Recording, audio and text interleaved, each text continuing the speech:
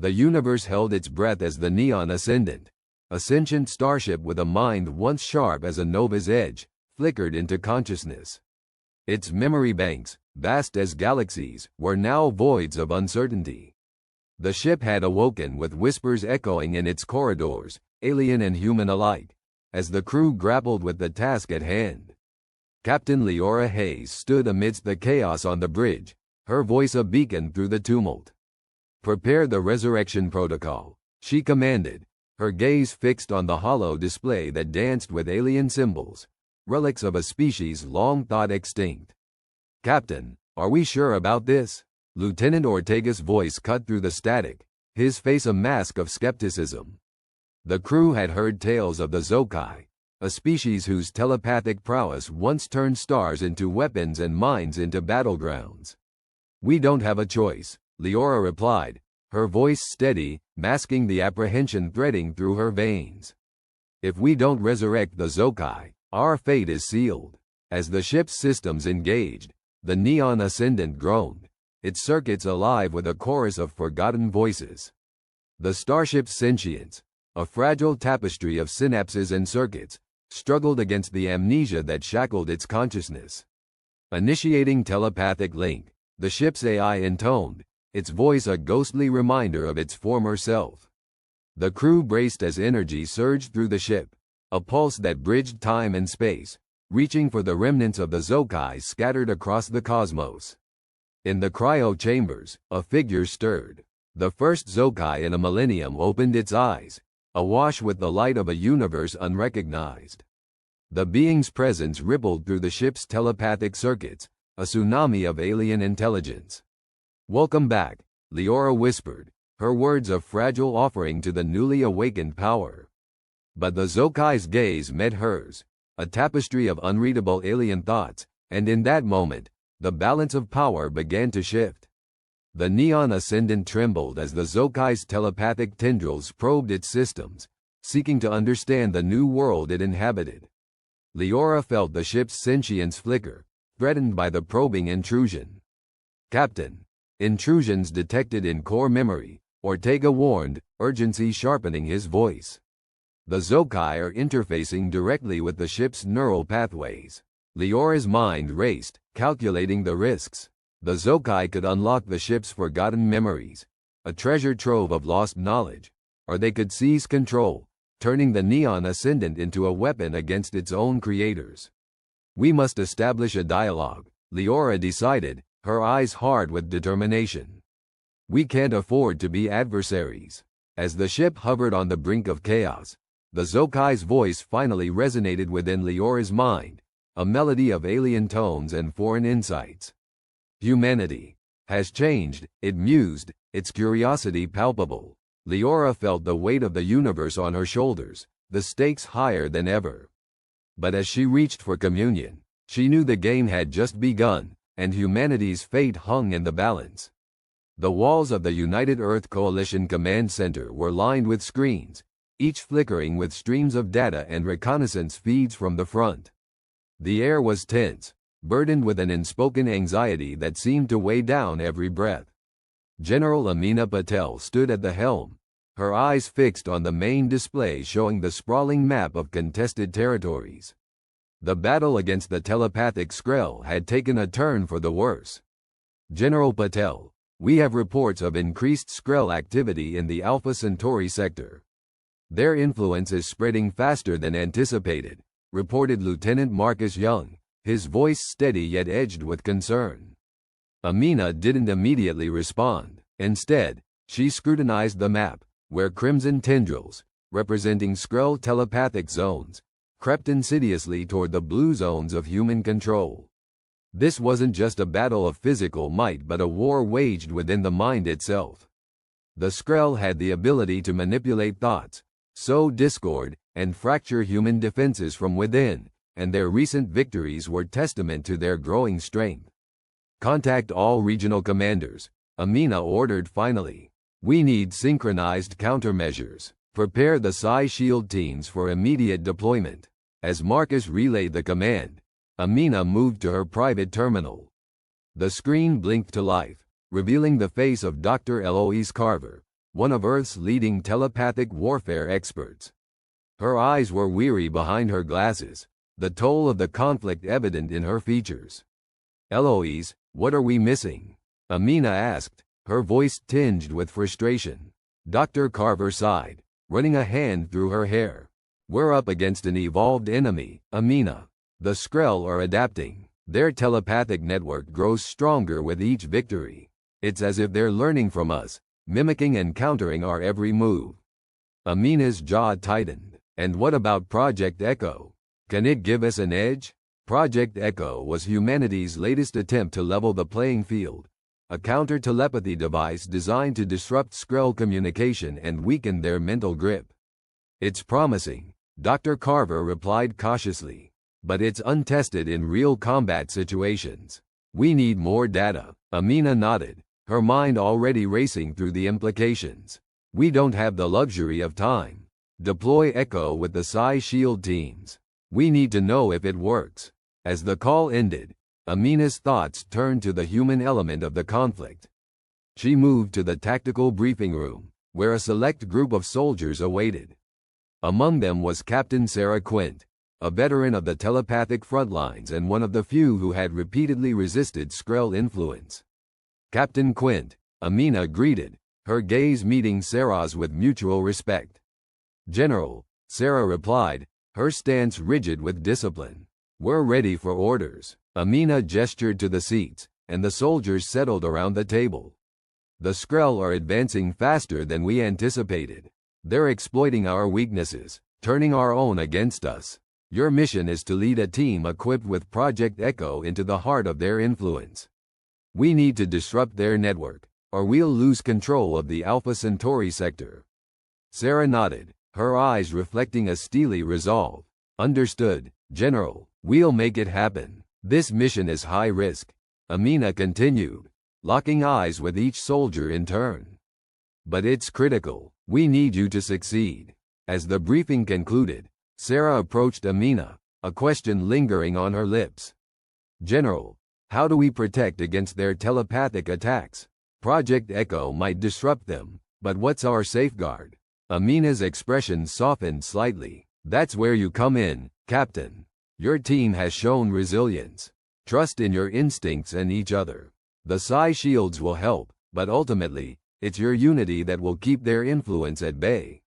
With a nod, Sarah left to prepare her team, her mind a whirl of strategies and contingencies. Meanwhile, the Skrell's influence continued to seep through the cracks of human society. In the shadows of Earth's cities, whispers of dissent and unrest grew louder. Politicians found themselves inexplicably at odds, their decisions swayed by unseen forces. The Skrell's reach was insidious, their presence felt but rarely seen. On the outskirts of New Geneva, a meeting took place in the dimly lit backroom of a supposedly defunct warehouse. Here, the true scope of the telepathic warfare unfolded. Senator Thomas Hadley, a man previously known for his unyielding loyalty to Earth, now stood at the edge of treachery. His mind, once a bastion of rational thought, was now clouded by Skrell influence. Hadley paced the room, his movements erratic, as he conversed with a hidden figure shrouded in the shadows. "We need to push for immediate peace talks," he insisted, his voice carrying a frantic edge. "The Skrell are not our enemies. We can coexist." The figure in the shadows remained silent, a mere observer to Hadley's unraveling. But not everyone was blind to the Skrell's manipulation. In the heart of the command center, encrypted communications buzzed with urgency. Lieutenant Young had intercepted unusual transmissions, their origin unknown but their intent clear. "General Patel," Young reported, his fingers flying over the keyboard. "We're picking up signals that suggest a coordinated attempt to undermine Earth's political stability. If we don't act, the Skrell could fracture us from within." Amina's mind raced. This was a new front in the battle, one that threatened the very fabric of human resistance. "Alert all security agencies," she commanded, her voice firm. "We need to root out this influence before it takes hold." Back on the front lines, Captain Quint's team moved with precision. Equipped with Psi-Shields and Project Echo, They advanced cautiously through the dense forests of Alpha Centauri 3, a planet now teetering on the brink of Skrull domination. The terrain was unforgiving, the air thick with latent telepathic energy that pressed against their minds like an oppressive fog. Yet they pressed on, driven by necessity and a collective determination to protect their world. As they neared the epicenter of Skrull activity, the effects of their telepathic assault grew more palpable. Private Jenkins, the youngest member of the team, stumbled, his face a mask of confusion. "Stay focused, Jenkins," Sarah urged, her voice cutting through the haze. "Remember your training." Jenkins nodded, clamping down on the fear that gnawed at him. It was a struggle, every step forward a battle against the whispers that tugged at the edges of his consciousness. Suddenly, the air shimmered, a ripple of distortion that signaled the Skrull's awareness of their presence. Sarah signaled for her team to halt, her hand gripping the device that would activate Project Echo. "Get ready," she instructed, her voice low but unwavering. "This is it. On my mark." Around her, the team braced themselves, their weapons at the ready, their minds steeled against the impending onslaught. "Now," Sarah shouted, triggering Project Echo. The device emitted a pulse, a wave of counter-telepathic energy that swept through the forest, disrupting the Skrull's psychic network. For a moment, there was silence, a lull in the mental assault that had hounded them from the start. But the reprieve was short-lived. From the shadows emerged the Skrull, their forms ethereal yet menacing, their eyes glowing with an unnatural light. The battle erupted, a clash of wills and weapons. The Skrull attacked with a ferocity born of desperation, their telepathic strikes aimed at breaking the humans' resolve. But Sarah's team held firm, their unity a bulwark against the tide. In the midst of the chaos, Sarah could feel the strain of the Skrull's influence, a relentless pressure that threatened to crack her defenses. Yet she fought on, driven by the knowledge that failure was not an option. Meanwhile, the political situation on Earth continued to deteriorate. Senator Hadley's call for peace talks, once dismissed as folly, began to gain traction among those swayed by the Skrull's insidious influence. In the corridors of power, alliances shifted, trust eroded, and the seeds of discord took root. At the command center, Amina grappled with the growing crisis. Reports flooded in, each more dire than the last. The Skrull were not just enemies on the battlefield. They were infiltrating the very heart of humanity's resistance. "General, we have a situation," Young announced, his expression grave. "There's been an attempt on the president's life. It was thwarted, but the implications are clear." Amina's heart sank. The Skrull had escalated their tactics, turning their attention to Earth's leadership. The threat was no longer confined to distant stars but had reached Earth's doorstep.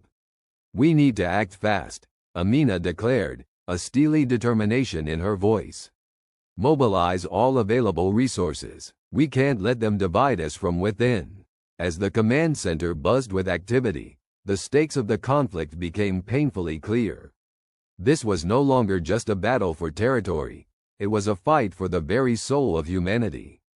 Back on Alpha Centauri 3, Sarah's team continued their desperate struggle. The forest was a cacophony of gunfire and psychic screams, the air thick with the acrid scent of battle. Jenkins fell, his psi shield shattered, his mind exposed to the Skrull's relentless assault. Sarah rushed to his side, her heart pounding with urgency. "Jenkins, stay with me," she called, her voice cutting through the chaos. But his eyes were vacant, his mind lost to the Skrull's influence. Desperation clawed at Sarah as she fought to hold her team together, even as the odds stacked higher against them. Then, through the haze of battle, a breakthrough. Project Echo's effects began to take hold, the Skrull's coordination faltering, their attacks growing disjointed. Seizing the moment, Sarah rallied her team. "Push forward. We can do this." With renewed vigor, they pressed the attack, driving the Skrull back, inch by hard-won inch. The tide of the battle shifted, the humans' determination outmatching the Skrull's telepathic might. Yet even as victory loomed, the cost was steep. The battlefield was littered with the fallen, a stark reminder of the price paid in the fight for survival. As the Skrull retreated, Sarah surveyed the aftermath, her heart heavy with the weight of the conflict. They had won a battle, but the war was far from over. On Earth, the political landscape lay in turmoil, the Skrull's influence sowing chaos and division. The threat was more dire than ever, the danger escalating with each passing moment. In the command center, Amina steeled herself for the challenges ahead. The path was fraught with peril, but the resolve of humanity was unyielding. The fight against the Skrull was not just for survival but for the future, a future that hung in the balance, teetering on the edge of the abyss. The chamber was dimly lit, the edges of the room suffused with a soft, indigo glow. A council of humanity's last hope sat around a circular table, their expressions a mix of determination shadowed by doubt. At the center of this assembly was Dr. Alara Voss, the leading expert in xenobiology and the accidental architect of humanity's march into the unknown depths of telepathic warfare.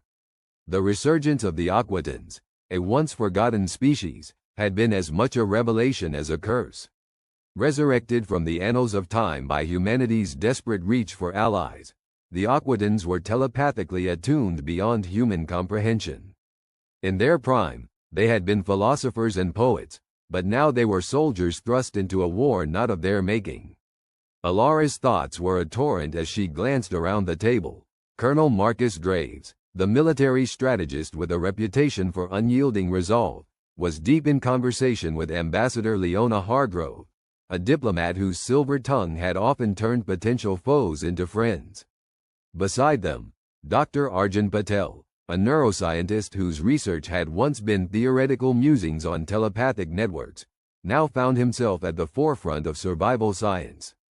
Our initial assessments underestimated the enemy's capabilities, Marcus growled, his eyes locked on a holographic display that flickered above the table. It showed the latest skirmishes, red icons overtaking blue in a dance of strategic despair. Alara nodded. The Zelari are not just skilled telepaths. Their network is vast, interwoven with an efficiency that suggests a hive mind structure. We've been fighting scattered shadows, while they're a singular entity. But how is it possible? Leona interjected, her voice tinged with frustration. Our intelligence suggested the Zelari were fragmented, disparate tribes united only by a fragile peace. How did they become so coordinated? That's the part we missed, Arjun said, leaning forward. The Zelari were never fragmented. They have been evolving this network for centuries, waiting for a moment like this. Our misstep was assuming their internal conflicts mirrored our own. The room fell silent, the weight of realization settling like a shroud. Alara felt a pang of guilt. It was her research that had opened the door for this ancient alliance, her fervor for discovery that had driven her to resurrect the Aquitans. She had hoped they could serve as a bridge between humanity and the telepathic powers they barely understood. Now, she feared she had only accelerated their downfall. What about the Aquitans? Marcus asked, breaking the silence. They were once powerful telepaths. Can they match the Zelari? They are our best chance, Alara replied, though her voice lacked conviction. But the centuries in stasis have dulled their abilities. They need time to remember who they were, what they can do. And time, Marcus said grimly, is something we don't have. As if on cue, a soft chime echoed through the room, and a holographic image materialized, the familiar face of Captain Luis Mendez, a field commander whose recent encounters with the Zelari had been harrowing at best. Command, we've got a situation, Mendez said, his voice crackling slightly through the transmission. His expression was grim, eyes shadowed with exhaustion and something else, fear. Mendez, report, Marcus commanded, straightening in his chair. We've encountered a new Zelari tactic. They're using their telepathic abilities to manipulate our communications. They're turning our own messages against us, sowing distrust and chaos in our ranks. It's like fighting a war on two fronts, physical and psychological. A murmur ran through the room. This was the depth of the Zelari's power, an ability to twist the very fabric of human thought against itself. Can the Aquitans counter this? Leona asked, her gaze shifting to Alara. I don't know, Alara admitted. They are trying, but their memories are fragmented. They're relearning their own history as much as they are trying to help us. Then we need something more, Marcus declared. We need to understand their network, to infiltrate it and disrupt their unity. Arjun hesitated, glancing at Alara. There might be a way, but it's risky. If we could link a human mind with an Aquadan, we might bridge the gap and gain insights into the Zelari network. But it could also destroy the human mind involved. Alara's heart quickened. The theory was sound, but the application was fraught with peril. We can't ask someone to make that sacrifice, she protested.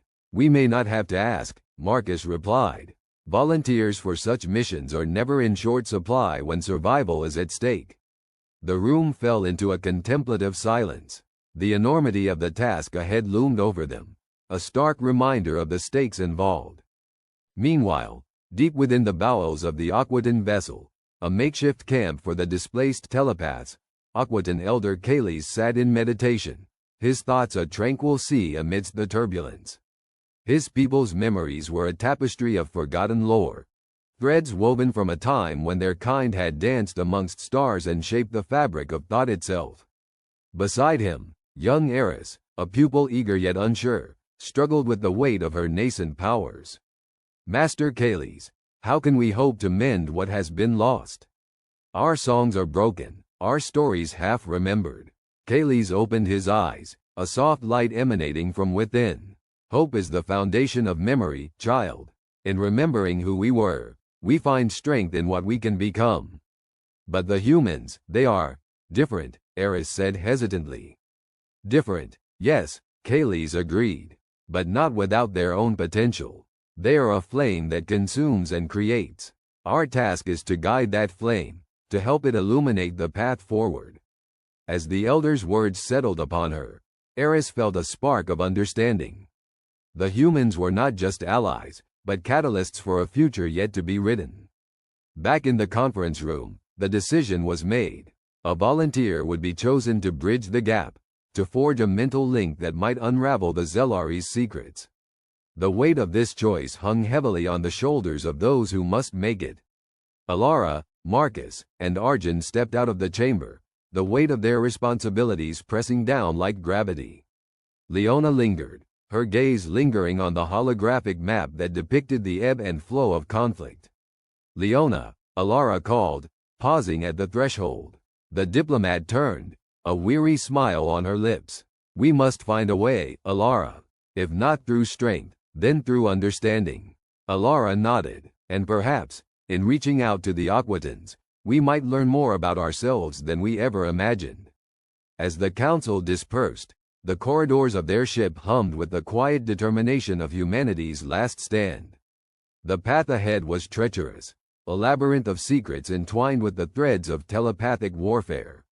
Yet, amidst the despair, there lingered a whisper of hope, a promise that the human spirit, though outmatched and beleaguered, was not yet defeated. The following day dawned with a solemn resolve. The volunteer was found, Lieutenant Sarah Jennings, a communications officer whose affinity for languages had once been her only claim to fame. Now, she stood on the precipice of an unprecedented endeavor. As she prepared for the neural link, Alara approached her, a mixture of admiration and unease in her eyes. Are you sure about this, Sarah? Jennings nodded, her expression calm yet resolute. I've always believed that understanding is the key to peace. If this can help bridge the gap, then it's worth the risk. Arjun prepared the interface, an intricate web of neural pathways that would connect Jennings with Eris, the young Aquadan telepath. The process was delicate, fraught with potential pitfalls that could unravel the minds involved. Eris, too, was ready, her own fears tempered by the teachings of Kales. She stood beside Jennings, their hands clasped in mutual trust. As the link was established, a symphony of thoughts and memories unfolded. Jennings found herself adrift in a sea of consciousness, where the echoes of Aquadan history mingled with her own fragmented recollections. She glimpsed the grandeur of their past, the beauty of their art, the depth of their wisdom. And within it all, She sensed the underlying current of fear, a fear born from their last great conflict, when their telepathic prowess had been both boon and bane. Eris, in turn, glimpsed the tenacity of humanity, the fierce spark that drove them to explore, to adapt. She understood now the burden they bore, the struggle to carve a future amidst the ruins of forgotten knowledge. Together, they reached out, their combined awareness probing the edges of the Zelari network. It was a labyrinth of thoughts, a vast nexus that pulsed with an alien rhythm. Jennings felt the pressure mounting, the strain on her psyche immense. Yet, amidst the chaos, she sensed an opening, a flaw in the network's design. With a final push, she relayed the insight to the waiting command, her voice a beacon in the darkness. "There's a way in. We can disrupt their cohesion, but we must act quickly." The connection severed, Jennings slumped back, her mind weary but intact. Eris caught her, their bond now transcending the limits of their respective species. Marcus and Alara, watching from nearby, exchanged a glance. "It's a start," Marcus said, a hint of hope in his voice. Alara nodded, her gaze lingering on Jennings and Eris. "And perhaps, it's the beginning of something more." As the battle against the Zelari raged on, humanity fought not just with weapons, but with newfound understanding. The Aquitans, no longer a forgotten relic, stood beside them, their memories a guide to a future where cooperation might forge a path to peace. Yet, as the conflict deepened, new challenges arose, factions within humanity itself, questioning the cost of this alliance. The political landscape grew volatile, as whispers of dissent threatened to fracture the fragile unity. In the shadows, unseen forces conspired, their motives hidden and their loyalties uncertain. The struggle for survival had only just begun, and the true test of humanity's resilience lay ahead. The council chamber of the Coalition of the Enlightened was a cavern of resplendent arches and grandiosity meant to inspire awe in those who entered. But for Ambassador Alara Byrne, the room felt more like a lion's den. The ornate walls, carved with the history of 1,000 conquests, bore witness to her current quandary. The Palladic emissaries sat opposite her, their expressions impassive but their minds a whirl of telepathic whispers she could barely fend off. The Palladics had been relentless in their mental assaults, prying, probing, seeking any advantage in this war of thoughts. Ambassador Byrne intoned High Seer Korsha, his voice a low rumble that reverberated through the chamber like a distant storm. "It seems your people are struggling to comprehend the futility of resistance against our superior mental prowess. Perhaps now you will reconsider the terms of surrender." Alara maintained her composure, though inside she felt like a dam about to burst. The telepathic assault had intensified in recent days, saturating the minds of every human on the front lines. It wasn't just the battlefield losses that troubled her, but the insidious whispers in every ear, the seeds of doubt planted in every mind.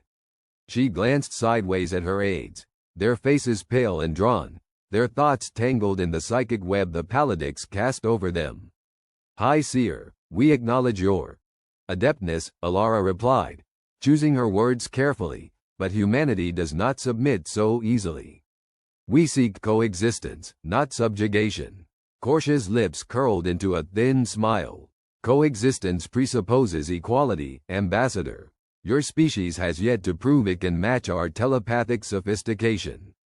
Outside the council chamber, the situation was deteriorating quickly. The Palladics had deployed a new wave of telepathic disruptors along the front lines, technology that sent pulses through neural pathways and left human soldiers disoriented and vulnerable.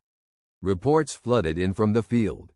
Entire regiments unable to communicate, their intricate strategies unraveling amidst the psychic barrage. In the command center below the council chamber, Colonel Isaac Voss pored over the latest intelligence reports.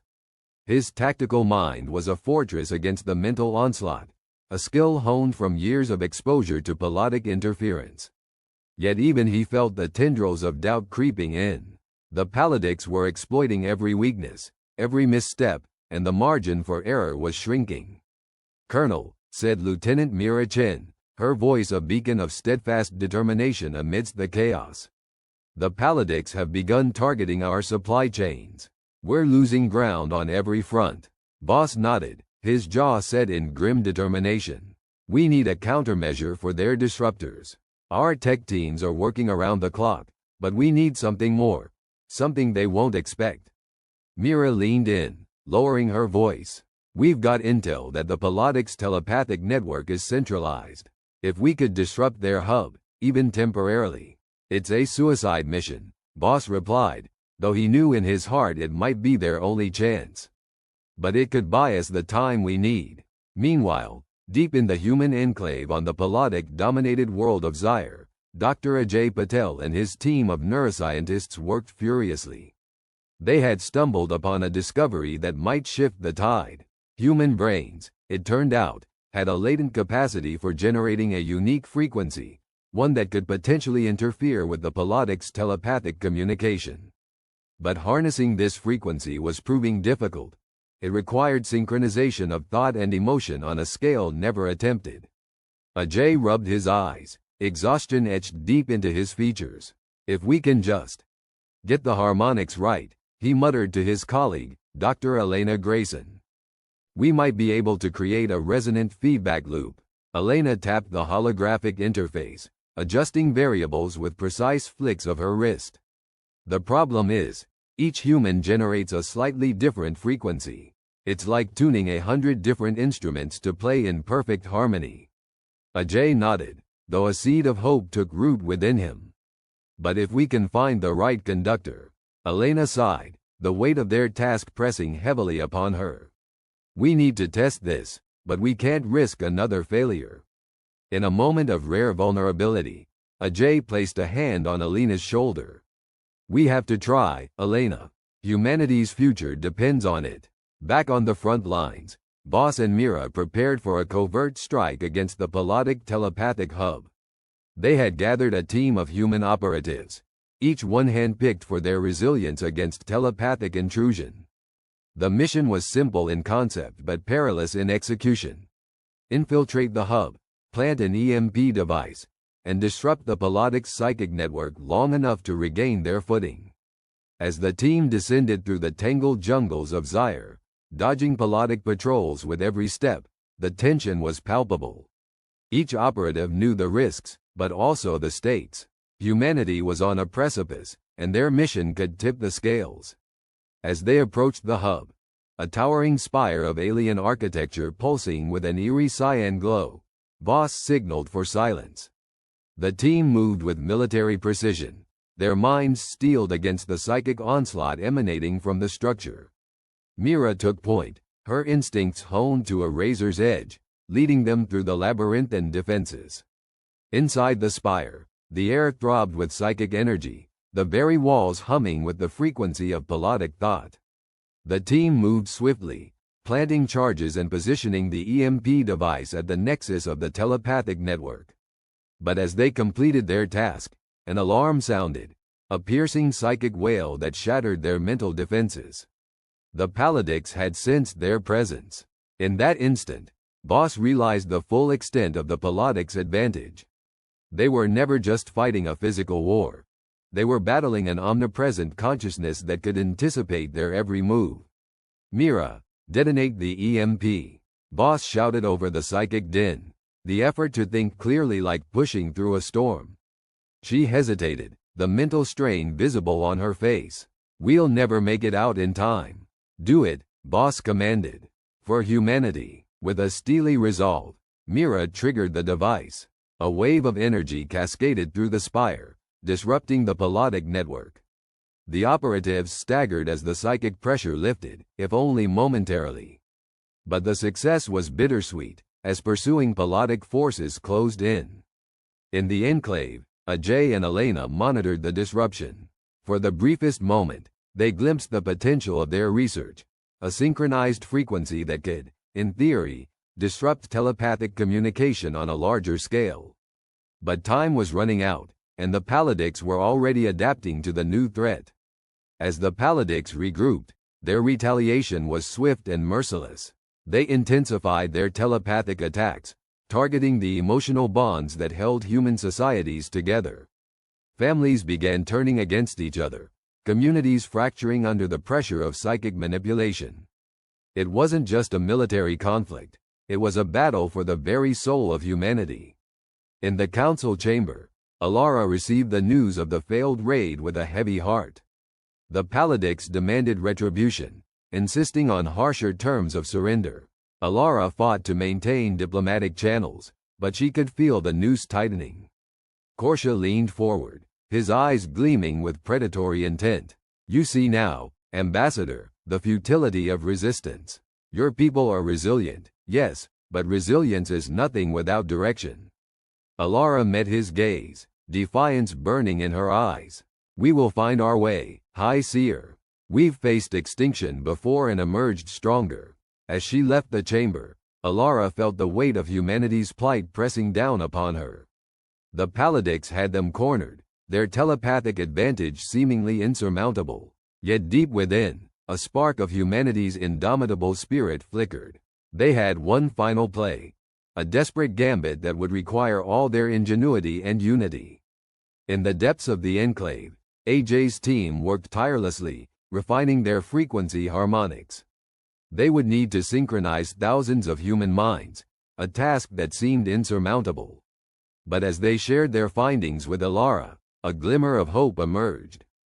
We might have one chance, Ajay told her, his voice a mix of determination and fear.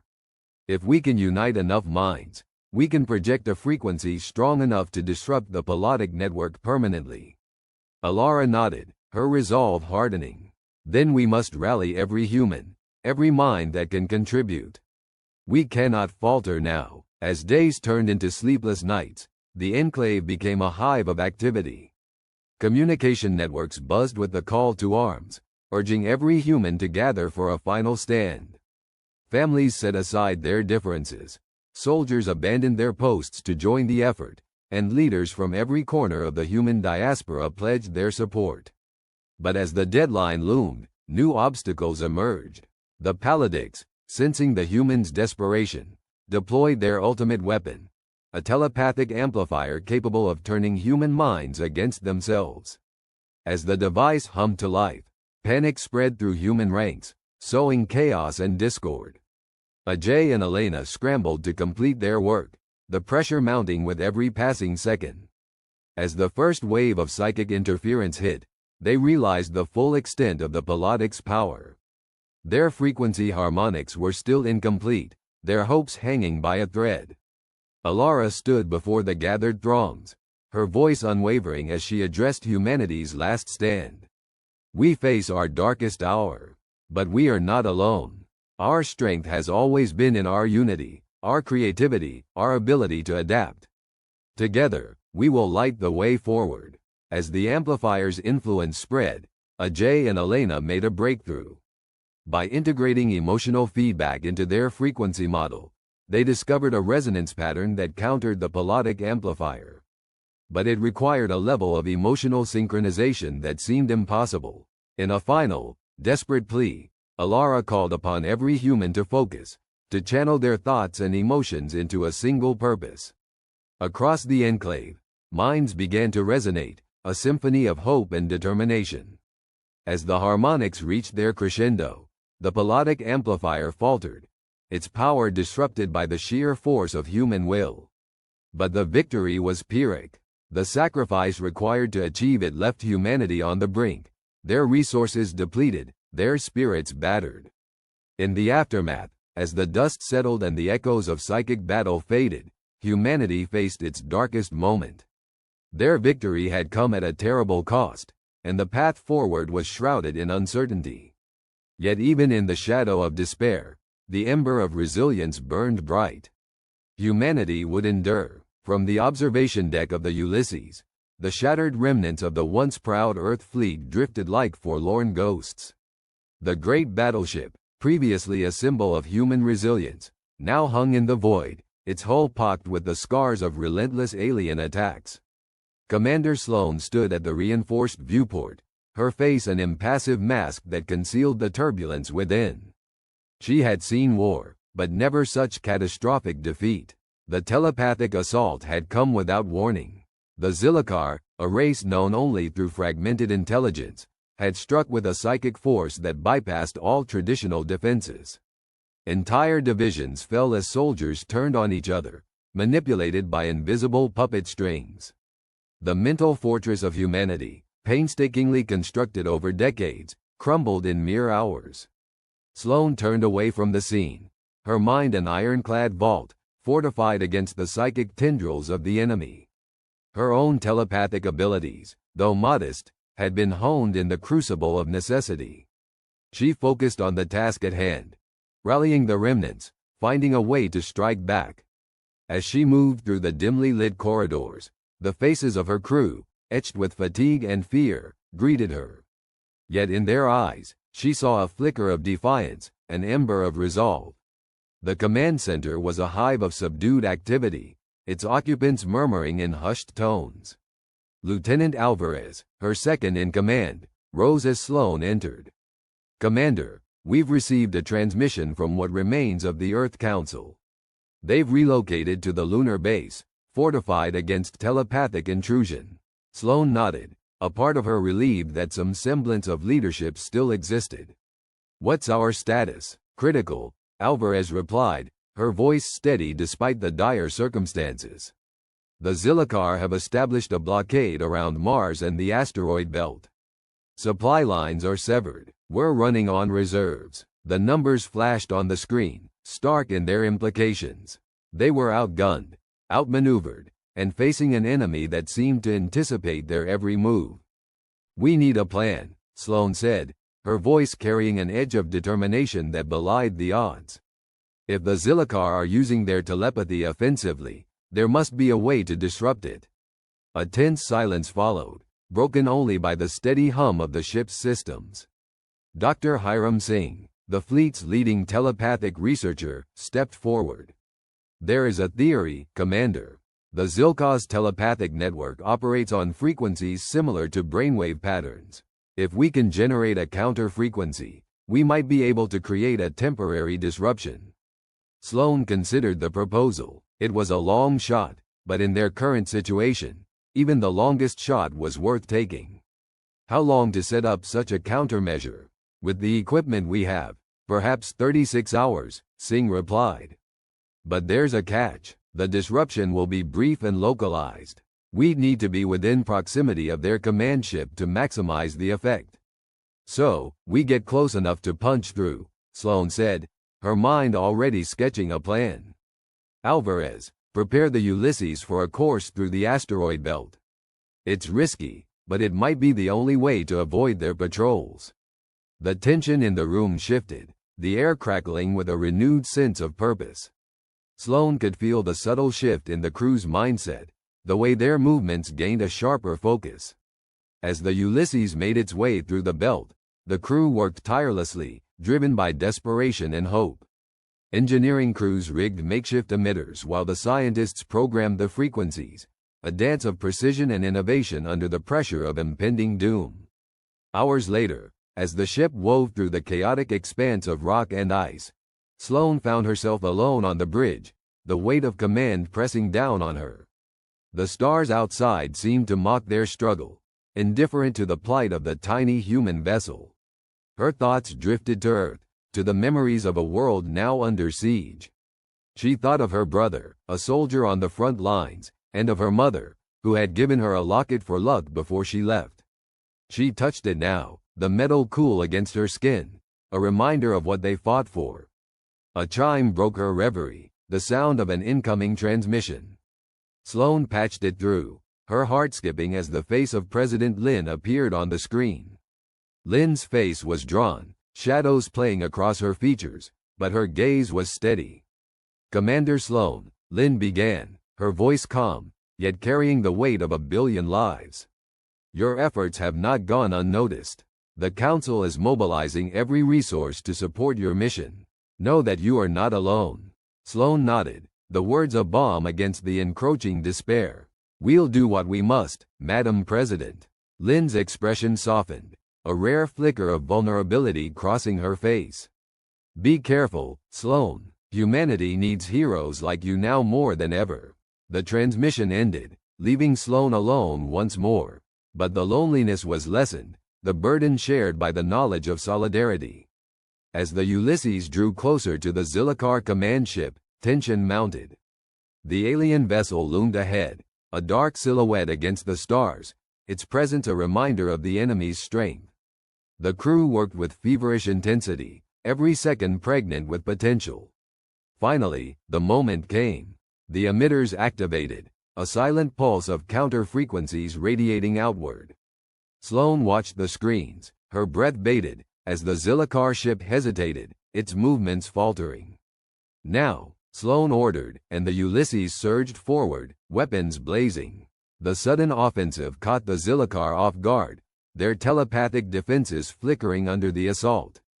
The battle was fierce, the Ulysses darting through barrages of energy, its shields buckling but holding. The crew moved as one, a symphony of action and reaction, driven by the hope of a single, precious moment. And then, against the odds, the Zilliqar ship cracked. The counter-frequency had pierced its defenses, if only just.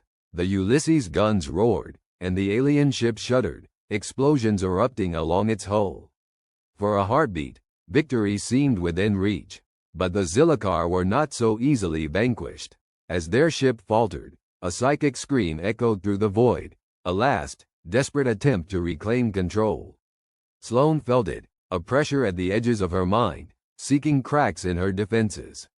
She gritted her teeth, focusing every ounce of willpower to hold it at bay.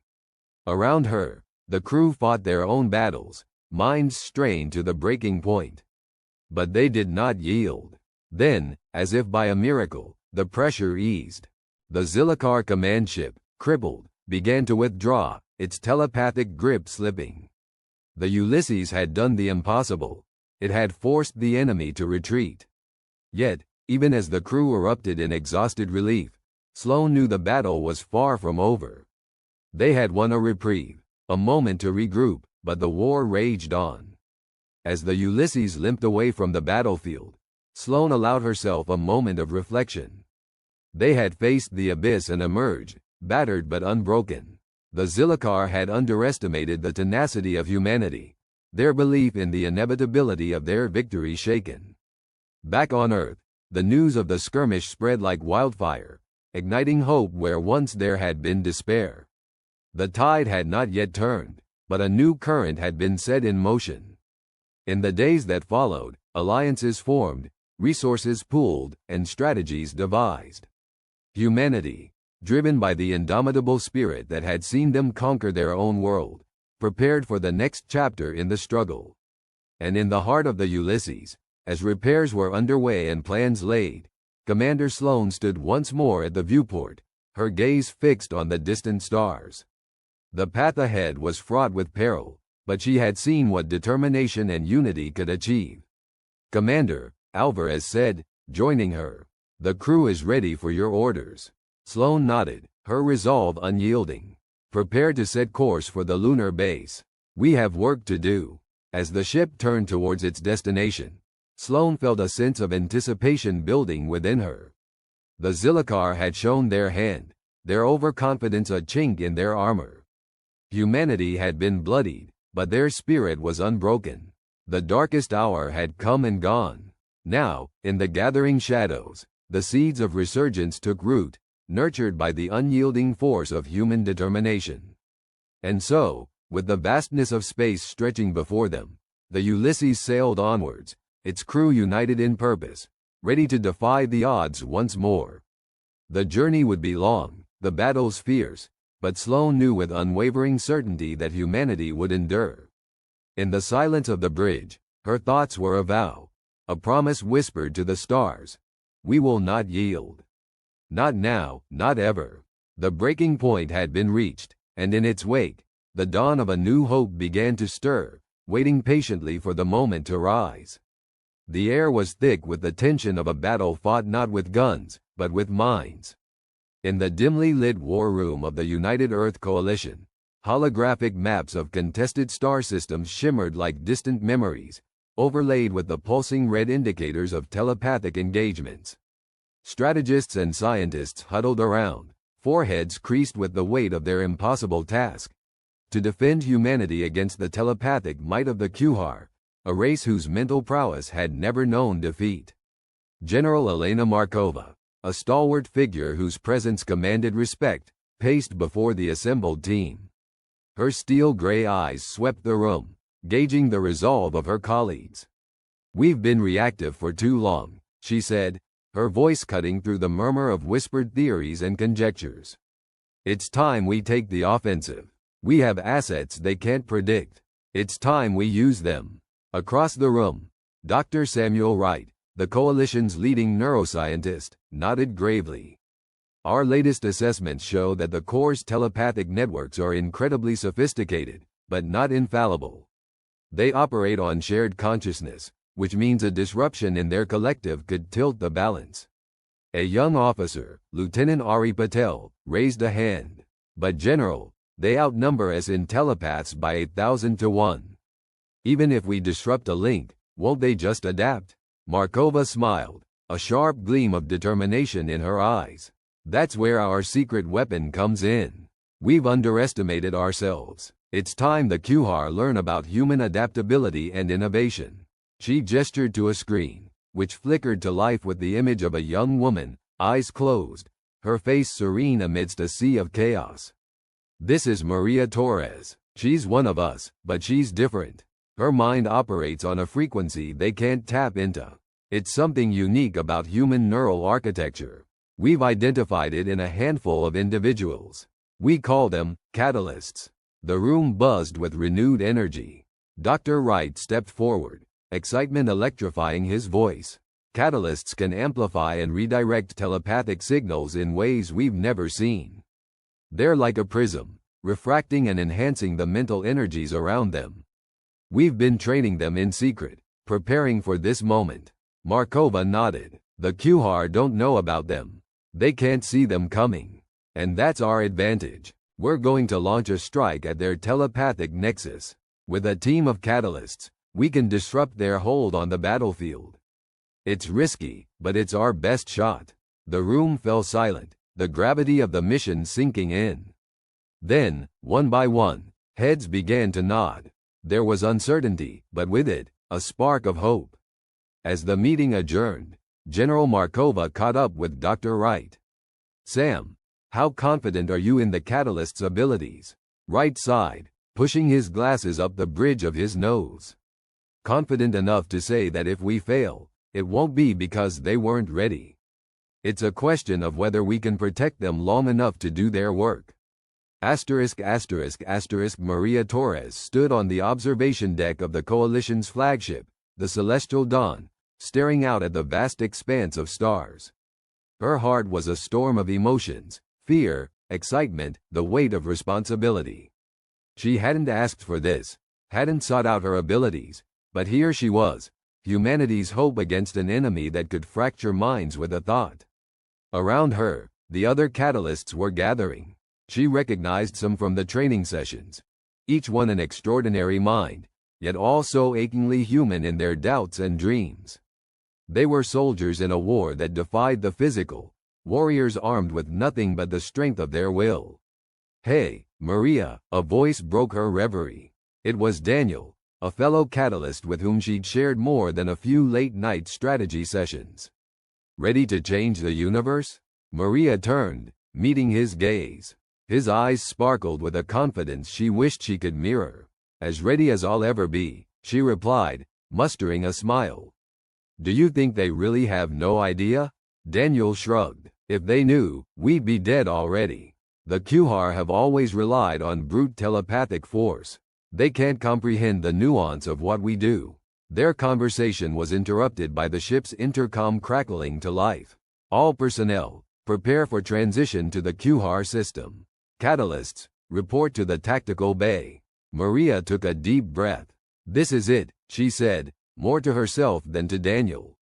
"Let's show them what humans are made of." The transition was swift, the Celestial Dawn emerging from warp space into the heart of the Corps' domain.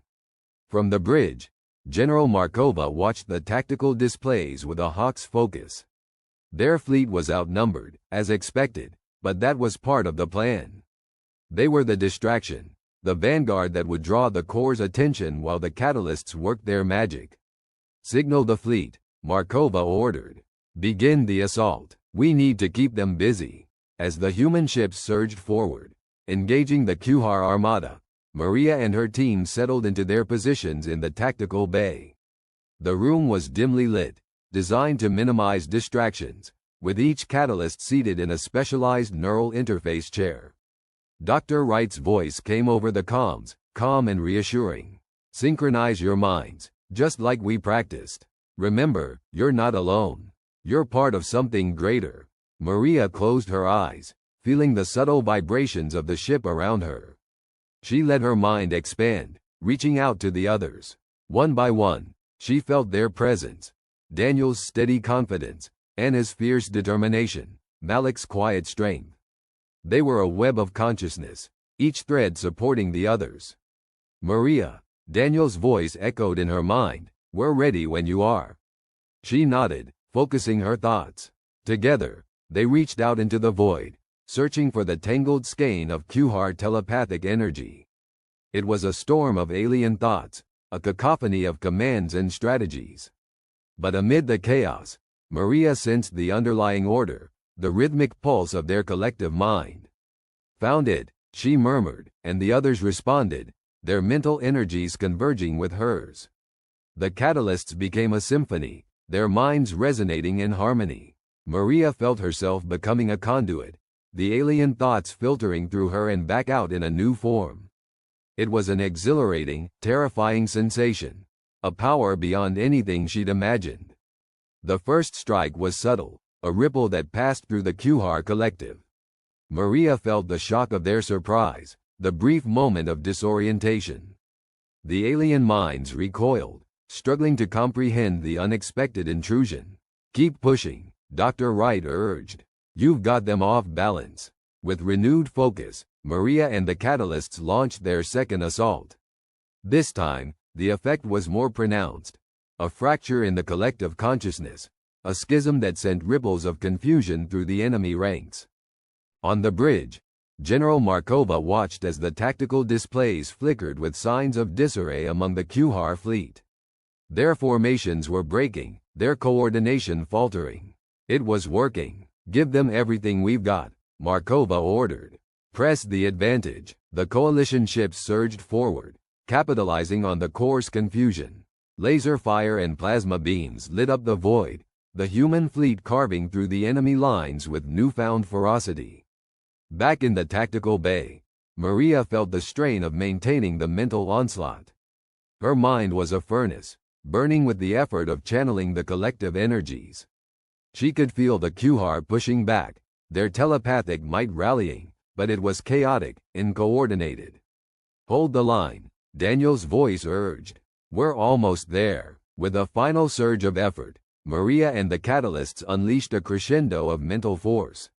The Kuhar nexus shuddered under the assault, and Maria felt the snap of their collective consciousness fracturing.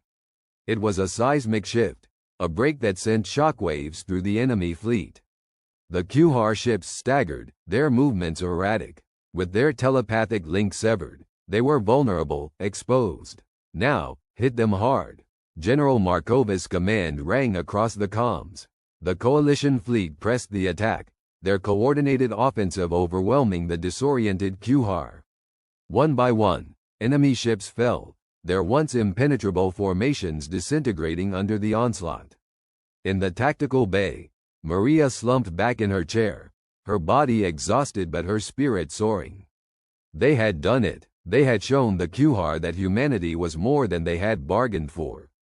As the battle raged on, Maria opened her eyes, meeting the gaze of her fellow catalysts. They were weary, their faces marked by the effort of the struggle, but there was a fire in their eyes, a shared understanding that they had turned the tide. The intercom crackled to life again, General Markova's voice filled with a rare note of triumph. "To all personnel, the Kuhar are retreating. The battle is ours." A cheer went up throughout the ship, a chorus of relief and victory. For the first time, humanity had not just survived, but had struck a blow against their oppressors. Maria felt a hand on her shoulder. Daniel, smiling with a mix of pride and disbelief. "We did it," he said, his voice echoing the sentiment of every soul aboard. She nodded, a smile breaking across her own face. "Yeah, we did. But this is just the beginning." Across the stars, the Kuhar would be regrouping, recalibrating their strategies to account for a foe they had underestimated. But now they knew, humans were not just resilient. They were innovators, unyielding in their pursuit of freedom. And as the celestial dawn sailed through the wreckage of a battle hard won, the message was clear. Humanity would not be shackled by the limitations of the mind. They had discovered a strength that defied expectation, a unity forged in diversity. The war was far from over, but the tide had turned. Humanity had found its voice in the telepathic storm, and it would not be silenced. The Kuhar had awakened a sleeping giant, and in the vastness of space, the humans were ready to rise. The interspecies council chamber was a cacophony of chaos, an orchestra of disbelief and anger. The usual calm and measured tones of the Zorgians were shrill and dissonant, their telepathic messages clashing like cymbals crashing in descent. The sleek, metallic walls of the chamber seemed to absorb the shock, but not the gravity of the situation. Across the room, the normally stoic members of the Galactic Syndicate shifted uncomfortably in their seats, their scales shimmering with agitation under the artificial lighting. The humans, however, stood resolute at the heart of the storm. Ambassador Elena Yi, flanked by her delegation, was a portrait of composed defiance. Her presence was an unyielding beacon amidst the swirling tides of telepathic outrage that threatened to drown the room. The humans had been underestimated, perceived as naive newcomers to galactic politics and warfare, but now the tables had turned. The conflict had begun as a simmering tension, a clash of ideologies between the telepathically dominant Zorgians and the fledgling humans, who were presumed to be an easy target, simple minds easily manipulated. The Zorgians, with their centuries of telepathic supremacy, believed they could fracture human resolve from within, sowing discord with a mere thought, a whisper amidst the synapses. But the Zorgians had erred. They had underestimated the resilience, the adaptability, and the sheer unpredictability of the human spirit. They had not accounted for the profound intricacy of the human mind, its ability to harbor thoughts within thoughts, to shield its most intimate beliefs and desires beneath layers of complexity and nuance. When the first telepathic assaults began, the humans did stagger, caught off guard by the invisible invasion. It had been a difficult time, as the Zorxans' insidious whispers incited paranoia, fear, and distrust. But human leaders rallied, their response as swift as it was ingenious. They mobilized their greatest asset, their diversity. Scientists, philosophers, artists, and soldiers convened in an unprecedented collaboration to unravel the mystery of their own minds and find a means of defense. Their breakthrough came not from technology, nor from brute force, but from understanding. The human mind was not a monolithic entity. It was a constellation of identities, each shining with its own light. The Zorgians could not comprehend this multiplicity, this ability to hold contradictory thoughts, to embrace paradoxes as naturally as breathing. Where the Zorgians saw chaos, humans saw opportunity. In a move that stunned the galaxy, humanity unveiled their countermeasure, the synaptic convergence. It was not a weapon but a discipline, a new way of thinking. By training their minds to operate on multiple levels of consciousness, humans created mental pathways that the Zorxian telepaths could not navigate. It was a symphony of thought, each individual note contributing to a greater whole, a new kind of harmony that turned telepathic intrusion into static. The revelation sent shockwaves through the galactic community, but to the Zorgians, it was more than a strategic setback. It was a paradigm shift that shook the very foundation of their telepathic dominion. In their arrogance, they had assumed superiority over a species they had barely begun to understand. Now, in the council chamber, Ambassador Yi prepared to deliver the final movement of this symphony of defiance. She stepped forward, her presence commanding immediate attention, the room falling into a tense silence. Esteemed members of the Interspecies Council, and especially our Zorxian counterparts, she began, her voice carrying a clarity that cut through the air like a blade. We stand here not as conquerors or vanquished, but as equals. We come to you with a simple truth. The world, our shared universe, is more complex, more beautiful, and more unpredictable than any one of us could have imagined. Her words resonated across the chamber, each syllable weighted with the gravitas of human tenacity. The Zorgians, for the first time, found themselves on the defensive, struggling to reconcile their perceived superiority with the reality before them. Humanity's diversity is our strength, Ambassador Yi continued, her voice unwavering. Our capacity for empathy, innovation, and adaptation is limitless. You sought to divide us, but instead, you have only made us stronger, more united. At her signal, the human delegation activated a holographic display. It was a montage of human achievement, art, science, exploration, projected into the air, an intricate dance of light and shadow that captivated the gathered assembly. Scenes of human cooperation and resilience unfolded. Doctors healing, engineers building, artists creating, soldiers defending. It was a testament to human excellence, a vivid reminder of what they brought to the galaxy. In that moment, the Galactic Syndicate members began to understand the depth of their miscalculation. The humans had not only survived the onslaught but had emerged more formidable than before. The Zorxian telepaths, previously so assured of their dominance, now faced the undeniable reality of human capability. Let this be a lesson to us all, Ambassador Yi concluded, her tone both admonitory and conciliatory. In the face of aggression, humanity does not falter. We rise, we adapt, and we grow. We are here to thrive, not just survive. Let us move forward, together, in a spirit of cooperation and mutual respect. The silence that followed was profound, a moment suspended in time as the implications of her words settled over the assembly. It was a silence not of defeat, but of realization. The Zorgians, their telepathic network buzzing with discordant thoughts, began to reconcile with the new status quo. One by one, representatives of the Galactic Syndicate nodded in acknowledgement, their expressions shifting from skepticism to respect. The Zorgians, though initially resistant, could not deny the truth laid bare before them.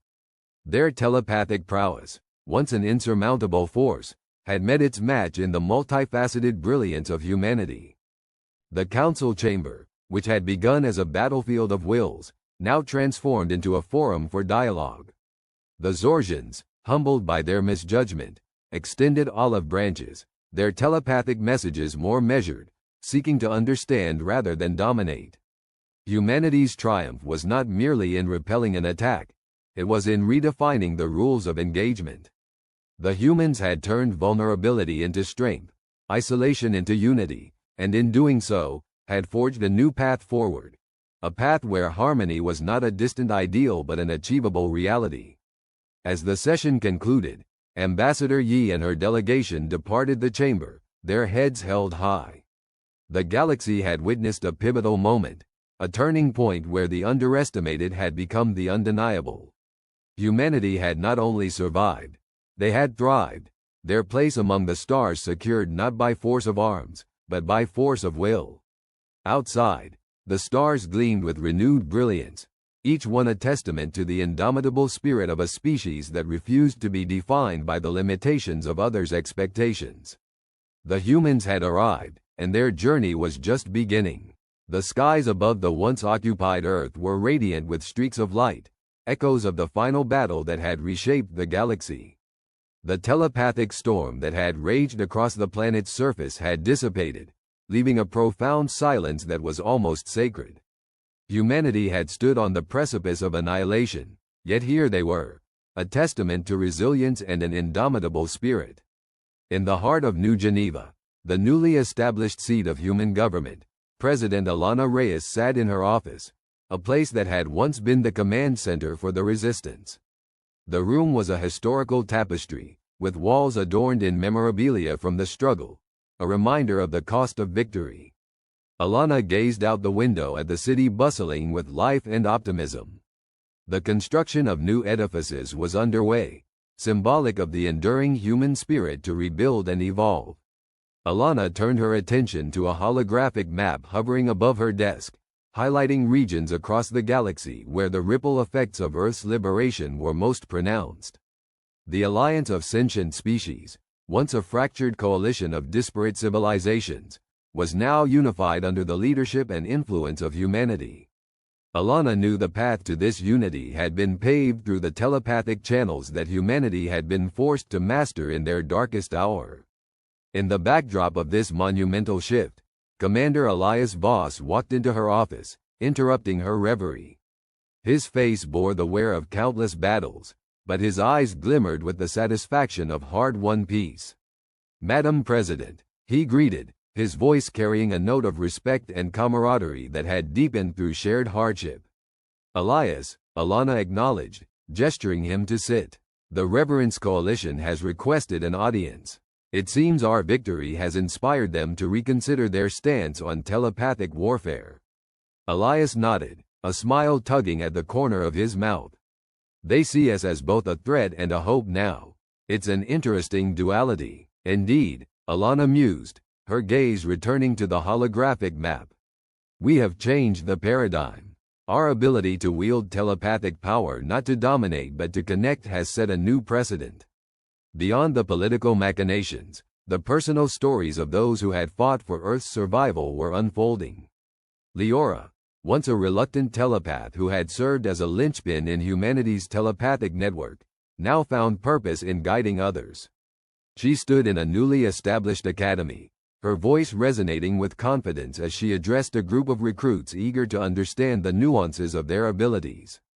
"The strength of our telepathic connection is not in power over others," Leora said, her blue eyes earnest and filled with the wisdom of experience.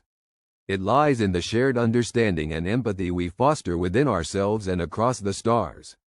The recruits listened intently, their minds open, not just to her words but to the currents of thought that she directed towards them, a gentle reminder of their potential to reshape reality itself. Leora's journey had been one of self-discovery, and now, as a mentor, she was ensuring that the next generation would wield their abilities with responsibility and compassion.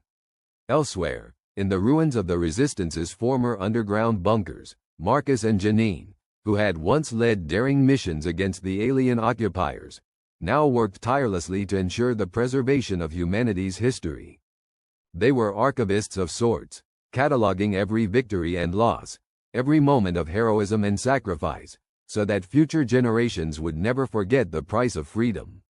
As they sifted through artifacts and recorded testimonies, Marcus glanced at Janine, who was engrossed in her work. "You know," he said thoughtfully, "we're not just preserving history here. We're weaving the narrative of humanity's future." Janine looked up, her expression one of determination and pride. "Exactly. We need to remember where we came from to understand where we're going." Their work was a labor of love, a tribute to those who had fallen and a promise to those who would carry humanity's legacy into the stars. Beyond Earth, the galaxy was responding to humanity's triumph in profound ways. The once hostile Malakans, whose telepathic prowess had been a formidable threat, found themselves in a state of introspection. Their leader, High Chancellor Tazor, reached out to Alana with a proposal that would have been unthinkable only months before, a joint initiative to explore the potential of telepathic diplomacy and cultural exchange. In a diplomatic summit broadcasted across the galaxy, High Chancellor Tazor stood alongside Alana, marking a historic moment of reconciliation and collaboration. "We have much to learn from each other," Tazor declared, his voice resonating with sincerity. "The path of peace and understanding will require us to transcend old enmities and embrace a shared vision for the future." The significance of Tazor's words was not lost on those gathered. It was a testament to the profound change humanity had wrought, not just for themselves but for the galaxy. The telepathic warfare that had once threatened to tear civilizations apart was now a means of bridging divides, fostering dialogue, and building alliances. Back on Earth, Alana and Elias attended a ceremony in the heart of New Geneva. It was a celebration of peace and unity, attended by dignitaries and citizens alike. The air was filled with music and the laughter of children, a poignant reminder of the world they had fought to save. As the sun set, casting a golden glow over the city, Alana addressed the crowd. "We stand here today, not just as victors, but as stewards of a new era. Our victory was not just a triumph of arms, but a triumph of the human spirit. We have shown that even in the darkest of times, we can find light. Even in moments of despair, we can forge hope." The crowd erupted into applause, their cheers echoing off the buildings that had once been marks of resistance. It was a moment that encapsulated the essence of humanity, resilient, hopeful, and united. Elias, standing beside Alana, felt a sense of fulfillment that went beyond the end of conflict. It was the realization that they had not only secured a future for Earth but had also set into motion a change that would resonate across the galaxy for generations to come. "We did it," he whispered to Alana, his voice barely audible over the cheers. Alana turned to him, a smile lighting up her face. "Yes, we did, and this is only the beginning." The victory had redefined humanity's place in the universe. No longer were they seen as mere survivors on a backwater planet. They were now architects of a new order, driven by a commitment to unity and understanding. The telepathic networks they had developed were now being used to connect civilizations, share knowledge, and build a future where differences were celebrated rather than feared. As the evening's festivities continued, Leora joined Alana and Elias on the stage. The three of them stood together, a trio forged in the fires of conflict, and now standing as harbingers of peace. Leora looked out at the assembled crowd, feeling the warmth of their emotions through the telepathic bond that had become second nature to her. "This is what we fought for," she said, her voice carrying a quiet strength. "A future where we are all connected, not just by technology or trade, but by understanding and empathy. This is the legacy we leave for those who follow." The crowd's response was a wave of shared emotions, a palpable connection that transcended words, a telepathic symphony celebrating the dawn of a new era.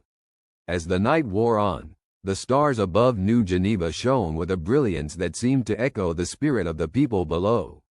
Humanity had faced the abyss and emerged not only victorious but transformed. They were no longer defined by the limitations of their past but by the possibilities of their future. In the tapestry of the cosmos, humanity had woven a new thread, a thread of hope, unity, and indomitable will. The story of Earth had become a beacon, a guiding light for all who sought a better, brighter future. And as the universe looked on, it was clear that humanity had not only survived, they had thrived.